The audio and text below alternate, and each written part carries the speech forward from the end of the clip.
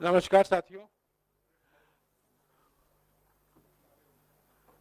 नमस्कार साथियों, अभी राहुल गांधी जी आपको संबोधित करेंगे।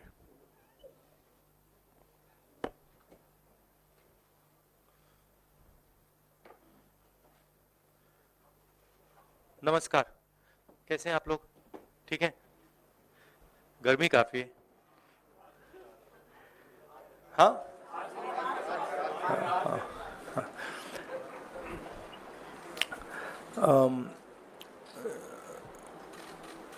भारत छोड़ो न्याय यात्रा में मणिपुर से हम महाराष्ट्र गए और रास्ते में हजारों युवाओं ने कंप्लेन की थी कि हिंदुस्तान में नॉन स्टॉप पेपर लीक होते हैं। और आज आप सबको मालूम है कि NEET paper and UGC NET के जो पेपर्स हैं वो लीक हुए हैं और एक कैंसिल भी हुआ है।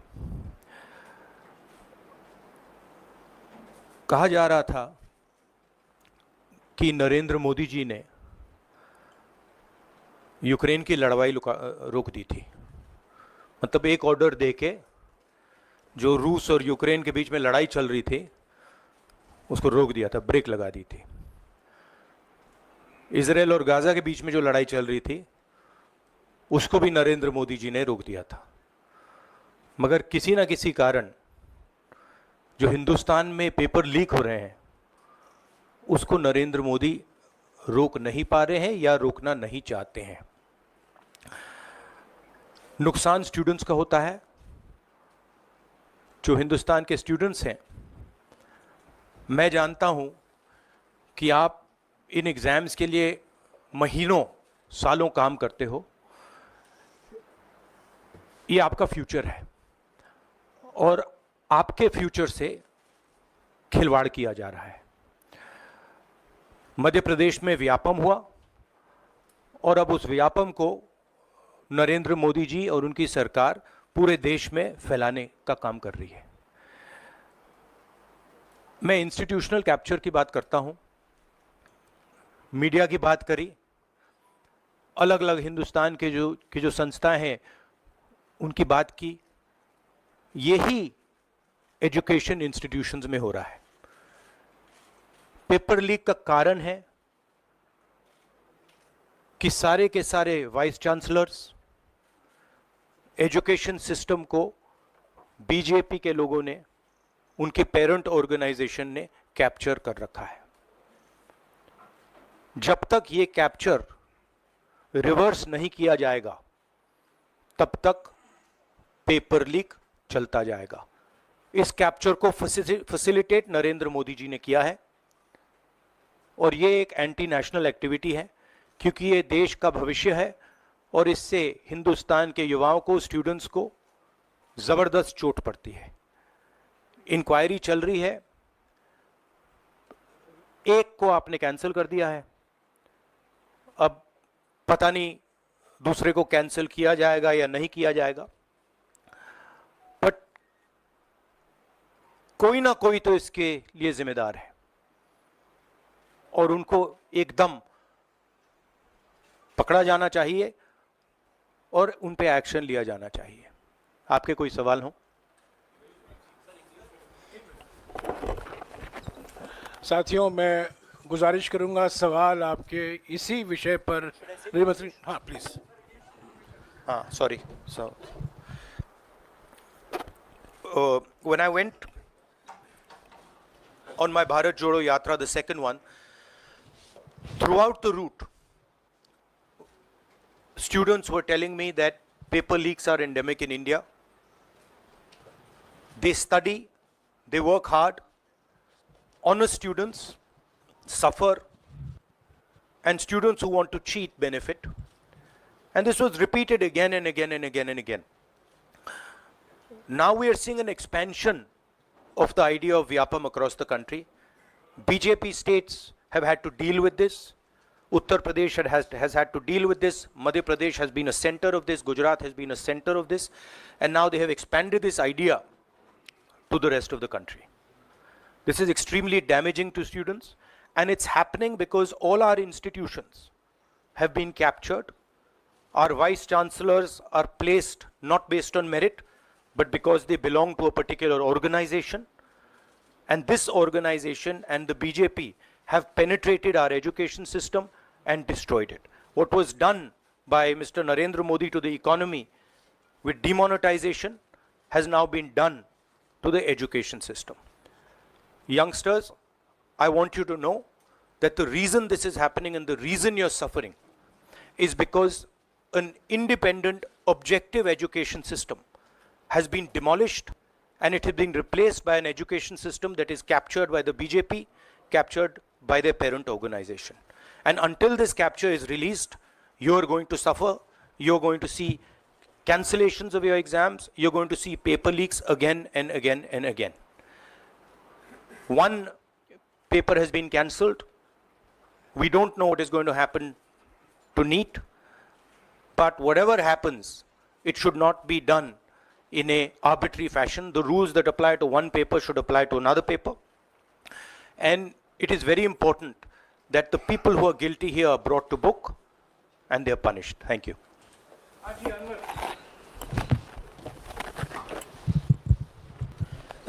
सर, सोमवार से संसद का सत्र शुरू हो रहा है, तो क्या आप निजी तौर पर लोकसभा में इस विषय को उठाएंगे और आप यह मांग करेंगे कि प्रधानमंत्री मोदी खुद सदन में आकर जवाब दें इस विषय पर, क्योंकि ये छात्रों के भविष्य से जुड़ा विषय है? हाँ, बिल्कुल सिंपल क्वेश्चन. हाँ, उठाएंगे, पार्लियामेंट हाउस में उठाएंगे.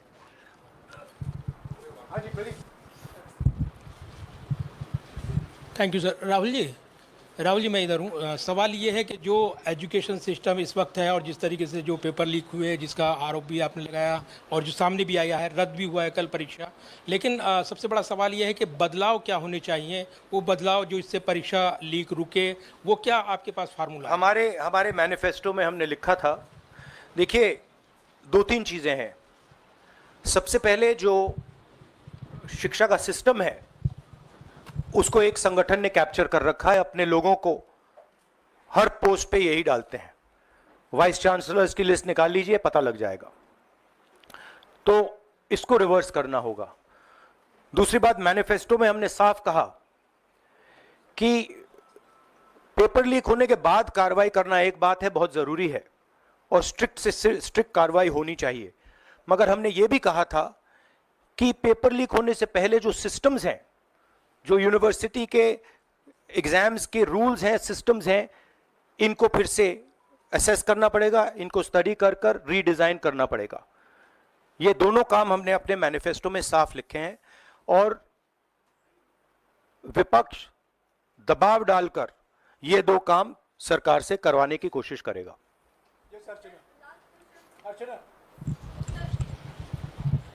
Rahul, do you think so? This is a education emergency, and till now, what is the stand? Government ने जितना भी stand लिया, do you satisfied with that stand? और सर मेरा दूसरा सवाल भी है, जिस तरीके से आप आज स्टूडेंट से मिल रहे हैं, आज let me answer the question. See, there is a huge pressure on our students, and the pressure comes from a number of directions. The first direction is the large scale unemployment that is there in the country. Everybody understands it, everybody knows it, and one of the reasons the government suffered in this election was that all youngsters believe that Mr. Modi is incapable of solving the employment problem. So that's the first thing. Second thing is there's huge pressure because of this, and there are very few avenues for students. In all areas, right? So you've cut off the job avenue. Now you're cutting off the exam avenue. You're saying, you can take an exam, you can study, you can work as hard as you want. On the last date, we're going to tell you that the exam is cancelled. So, that avenue is also shut. You've shut avenues like Agniveer. You've shut avenues like the public sector. So the youth of India have nowhere to go. It doesn't matter whether you're an IIT graduate, IIT student, or you're trying to join the army. The youngsters in India simply have no way through. And it's not just a educational crisis. It's a crisis in pretty much every sphere that we are facing. Now, before the elections, it was very clear that there was massive control of the media, massive control of the other institutions, so people were quiet. Now people are very clear that we are sitting on a disaster, and we've got a government that is crippled, cannot do the job. It's literally walking around on one leg, right? So, yes, it's a crisis. It's a profound national crisis. It's an economic crisis. It's an educational crisis. It's an institutional crisis. So, but I don't see any response. I don't even see the capability of a response, right? So, हाँ नहीं 1 second, Bihar का भैया हमने कहा है कि inquiry होनी चाहिए और जो भी जिन्होंने भी पेपर लीक कराया है उनके खिलाफ कार्रवाई होनी चाहिए। राहुल जी, चूंकि ये मामला नेशनल लेवल पे भी एग्जाम्स में हो रहा है, स्टेट लेवल्स में भी एग्जाम्स में कई जगह इस तरह के पेपर लीक की घटनाएं होती है और करोड़ों छात्रों का जीवन अधर में लटक जाता है। आपको लगता है कि एक सख्त कानून बनाने की जरूरत है संसद में कि इससे निपटने के लिए? कैसे होगा, क्योंकि छात्रों का जीवन नहीं, सख्त कानून आफ्टर द फैक्ट है, वो होना चाहिए। मगर अगर आप मेरिट के बेसिस पर लोगों को नहीं जॉब देंगे, अगर आप आइडियोलॉजिकल लोगों को वाइस चांसलर बनाएंगे, इनकेपेबल लोगों को वाइस चांसलर बनाएंगे, एग्जाम्स के जो स्ट्रक्चर्स हैं, एग्जाम लेने के स्ट्रक्चर्स हैं, उनमें आप आइडियोलॉजिकल लोगों को डालेंगे तो ये काम होगा। ये इसका सबसे बड़ा कारण BJP and its parent organisation ने जो कैप्चर किया है ये है। और अगर आप कल्प्रिट ढूंढना चाहते हैं तो मैं आपको बताता हूं, जिन लोगों ने हिंदुस्तान के इंस्टीट्यूशंस को डिस्ट्रॉय किया है, जो पहले ऑब्जेक्टिव हुआ करते थे, इम्पार्शियल हुआ करते थे, वो आज इम्पार्शियल नहीं है, ऑब्जेक्टिव नहीं है, आइडियोलॉजिकल बना दिए गए हैं और मीडियोकर लोगों को इन इंस्टीट्यूशंस में बैठा दिया गया है। इसका मेन कारण यह है, और इसका आप एपिसेंटर देखिए, पूरा देश जानता है, युवाओं आप सब जानते हो कि इसका पहले एपिसेंटर मध्य प्रदेश हुआ करता था, वहां पे 40-50 लोगों की हत्या हुई थी, ये तब शुरू हुआ था। आप जानते हो कि गुजरात में, उत्तर प्रदेश में और मध्य प्रदेश में इन चीजों का एपिसेंटर है। और आप ये भी जानते हो कि बीजेपी के लोग कहते हैं कि हमारी लेबोरेटरी मध्य प्रदेश और गुजरात है। तो लेबोरेटरी से यह काम शुरू हुआ है और अब यह काम देश में फैल रहा है और आपका इससे नुकसान हो रहा है।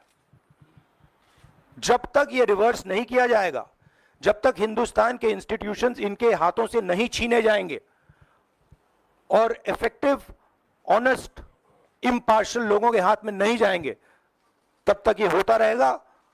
और मैं आपको बता रहा हूं, जब तक बीजेपी रहेगी ये बढ़ता जाएगा।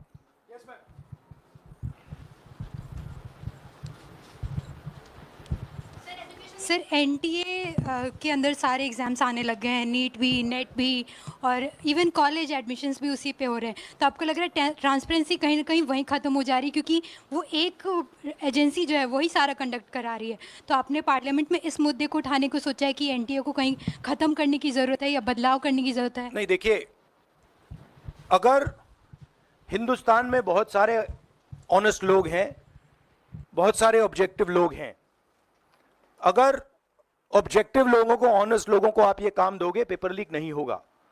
अगर आप मीडियोकर लोगों को राजनीतिक बेसिस पे, आइडियोलॉजिकल बेसिस पे चुन के करोगे तो ये काम होगा। और ये मैं कह रहा हूं, दोहराता जा रहा हूं कि हर हिंदुस्तान की हर संस्था को कैप्चर कर रखा है, लीगल सिस्टम को, ब्यूरोक्रेसी को, इंटेलिजेंस एजेंसीज को, इन्वेस्टिगेटिव एजेंसीज को, एजुकेशन सिस्टम को। आपने मांग रखी सरकार से, आपने अपनी मांगे रखी हैं सरकार से, लेकिन सरकार के पक्ष पहले ही सामने आ गया। एनटीए को जो एनटीए है एजेंसी, उसको क्लीन चिट एक तरीके से एचआरडी मिनिस्टर ने पहले ही दे दी है। तो सरकार का तो कहीं ना कहीं पक्ष साफ दिखाई देता है। आगे आप लोग कैसे जाएंगे? उनकी क्रेडिबिलिटी इन बातों में है ही नहीं। वो क्लीन चिट दें उसका कोई मतलब ही नहीं है, उनकी जीरो क्रेडिबिलिटी है।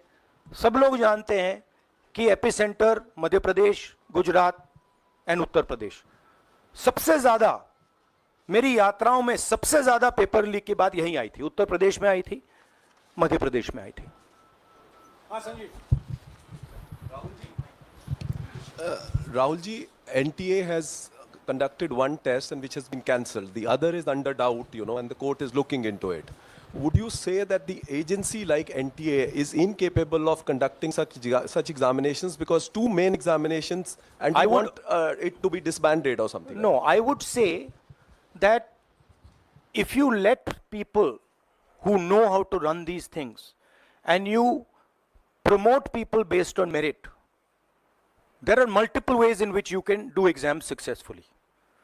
If on the other hand, you are constantly posting people who are mediocre, who do not have the skills to do these jobs, and you're posting them simply because they come from your same ideology, no system is going to work.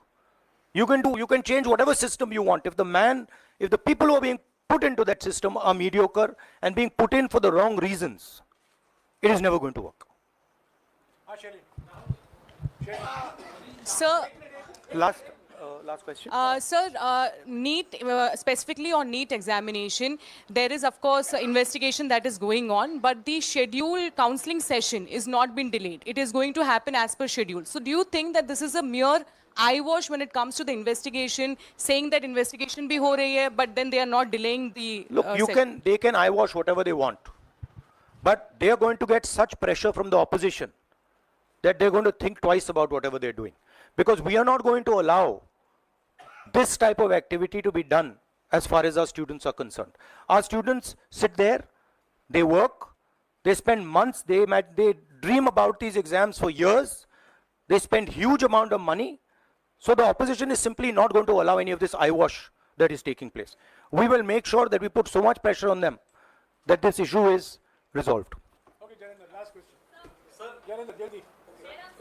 Rahul ji, एक बड़ा दिलचस्प इस मामले में देखने को मिला है। तो इसी विषय पर इस मामले में एक अजीब स्थिति है कि जो आरोपी हैं पटना में, वो स्वीकार कर रहे हैं कि उनको पेपर पहले मिल गया था, यानी सीधे सीधे पेपर लीक का केस है, और सरकार की तरफ से पहले तो क्लीन चिट दे दी गई, पेपर लीक से इनकार कर दिया गया, और अब बिल्कुल रेडियो साइलेंस है। नेट कैंसिल हो गया, नीट पर अभी भी स्थिति साफ नहीं है।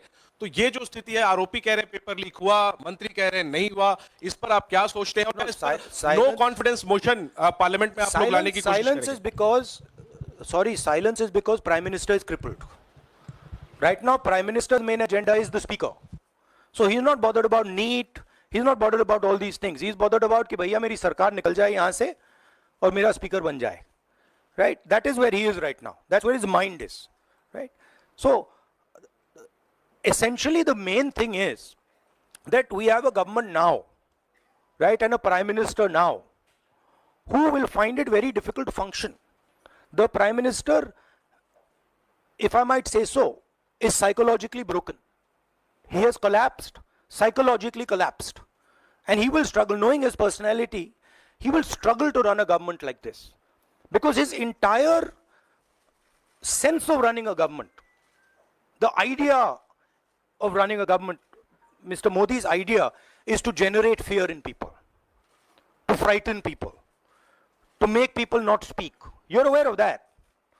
Now what has happened is people are not scared of him. And you saw the other day, I think somebody in Varanasi itself threw a chappal on his car. Right? So it's very clear. The basic concept of Modi has been destroyed in this election. If we were faced with if right now you had a Vajpayee ji or a Manmohan Singh ji, they might be able to survive what they are faced with. Because there is humility, there is conciliation, there is respect. But Narendra Modi does not believe in any of these things. Narendra Modi believes my way or the highway. And now suddenly he's found that earlier there were Congress people who were not scared of him. Now nobody in the country is scared of him. Right? So psychologically it's almost a fatal blow for the Prime Minister, and he's going to really struggle. And of course now we have a stronger opposition. So it's going to be interesting and quite a lot of fun. Thank you. हाँ चलो देखिए क्या हुआ, आपने जो नरेंद्र मोदी जी की का जो कॉन्सेप्ट था और वो गुजरात में शुरू हुआ था, गुजरात से वो गुजरात मॉडल फिर वो नेशनल लेवल पे लाए। कॉन्सेप्ट क्या था? कॉन्सेप्ट था मार्केटिंग, हजारों करोड़ रुपए की मार्केटिंग और डर, एजेंसी का डर, मीडिया का डर, सरकार का डर। अब हुआ क्या? अब देश में कोई उनसे डरता ही नहीं है। मतलब एक तरीके से रिडिक्यूल करते हैं। जो पहले 56 इंच की छाती थी, अब नंबर तो नहीं दे सकता हूं, बट 30-32 हो गई है, राइट? तो अब पूरा जो ढांचा था, इतना बड़ा गुब्बारा था, वो इतना बड़ा हो गया। अब इससे नरेंद्र मोदी जी को साइकोलॉजिकल बहुत टेंशन होगा, बहुत प्रॉब्लम होगी, क्योंकि उनका जो काम करने का तरीका है वो लोगों को डराने का है, धमकाने का है। अब वो डर चला गया। आपने देखा, पता नहीं देखा या नहीं, वाराणसी में वो चप्पल मार दी किसी ने। अब आप इमेजिन कीजिए, चुनाव से पहले अगर कोई मारना भी चाहता था डरता, तो वो जो डर था वो गायब हो गया, खत्म हो गया। और इंटरनल भी प्रॉब्लम्स हैं, इनकी पार्टी में प्रॉब्लम्स हैं, इनके पेरेंट ऑर्गेनाइजेशन में इश्यूज हैं। तो मेरा कहना है कि जो नरेंद्र मोदी का जो कॉन्सेप्ट था उसको ऑपोजिशन ने डिमोलिश कर दिया, खत्म कर दिया है।